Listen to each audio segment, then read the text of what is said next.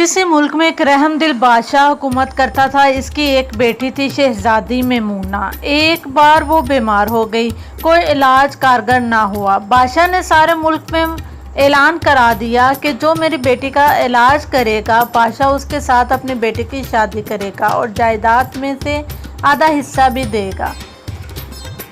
उस गांव में एक लकड़हारा रहता था। वो किस्मत आजमाने महल गया। उस लकड़हारे को कुछ जड़ी बूटियों का इल्म था। इसने बादशाह से कहा कि वो शहजादी का इलाज कर देगा, मगर इसके बदले इसे बादशाह की जायदाद नहीं चाहिए। वो सिर्फ शहजादी से शादी करना चाहता है। वो शहजादी को अपने साथ अपनी झोंपड़ी में ही रखेगा। बादशाह मजबूर था, इसने शर्त मान ली। कुछ दिन के इलाज के बाद शहजादी सेहतयाब हो गई। लकड़हारे ने बादशाह को अपना वादा याद दिलाया। बादशाह बहुत परेशान हुआ। उसने सोचा कि मैं अपनी बेटी की शादी लकड़हारे से कैसे करा दूं। बादशाह ने सोचा इस लकड़हारे को किसी ऐसी जगह भिजवा देता हूं जहां से ये कभी वापस ना आ सके। वो रोज लकड़हारे को किसी बहाने दूर दराज भेजता, लेकिन लकड़हारा उतना फुर्तीला था कि शाम तक वापस लौट आता। शहजादी ने बादशाह को समझाया भी कि वादा खिलाफी नहीं करनी चाहिए, मगर बादशाह को अपनी इकलौती बेटी से बहुत मोहब्बत थी।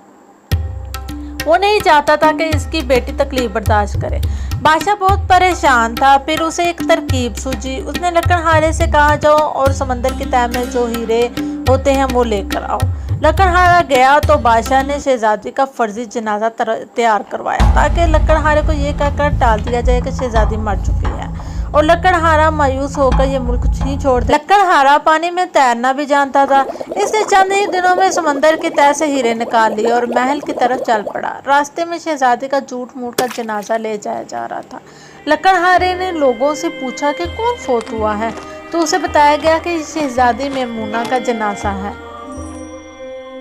लकड़हारा वो हीरे फेंक कर उस जानिब चल पड़ा जहाँ जनाजा जा रहा था, लेकिन इसे पहुंचने में देर हो गई। कब्रिस्तान पहुंचा तो पता चला कि शहजादी को दफनाया जा चुका है। दरअसल शहजादी को कब्रिस्तान के करीब ही एक झोंपड़ी में रखा हुआ था। शहजादी की देखभाल के लिए एक बूढ़ी मुलाजमा भी थी साथ। रात हुई तो शहजादी सो गई। आधी रात को करीबी जंगल से एक भेड़िया निकल आया और शहजादी पर हमला कर दिया। बूढ़ी औरत ने इस पर डंडे बरसाए, मगर वो शहजादी को घसीटता हुआ जंगल की तरफ ले गया। सुबह बादशाह को खबर मिली तो इसके हुक्म पर सिपाहियों ने सारा जंगल छान मारा, मगर शहजादी ना मिली। बस कहीं भेड़िए के पैरों के निशान मिले। सब ने यही कहा कि जंगली जानवर शहजादी को खा चुके होंगे। बादशाह बहुत पछताया। इसने अपनी बेटी को गुर्बत की जिंदगी से बचाने की कोशिश की, मगर वो मौत के मुंह में चली गई। दरअसल शहजादी मरी नहीं थी।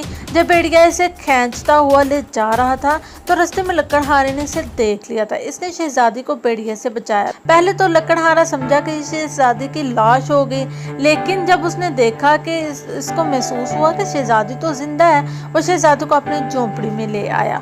इसका इलाज किया। शहजादी एक दिन बेहोश रही।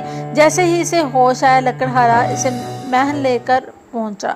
बादशाह अपनी बेटी को जिंदा सलामत देखकर बहुत खुश हुआ। इसे शर्मिंदगी भी थी कि जिस लकड़हारे से इसने वादा खिलाफी की, आज उसने दूसरी बार शहजादी की जान बचाई। इसने लकड़हारे से अपनी गलती की माफी भी मांगी और कहा, अब तुम्हारी शादी की जाएगी। मैं तो समझता था कि मेरी बेटी को इस महल में ही खुशियां मिल सकती थी, लेकिन तुमने अपनी झोंपड़ी में इसकी जान बचाकर साबित कर दिया कि खुशियां कभी दौलत से नहीं खरीदी जा सकती।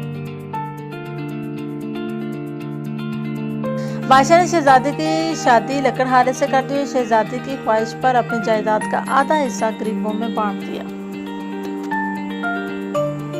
कैसी लगी आपको हमारी स्टोरी? अगर आपको हमारी स्टोरी अच्छी लगी है तो हमारे चैनल को लाइक, शेयर और सब्सक्राइब कर दें।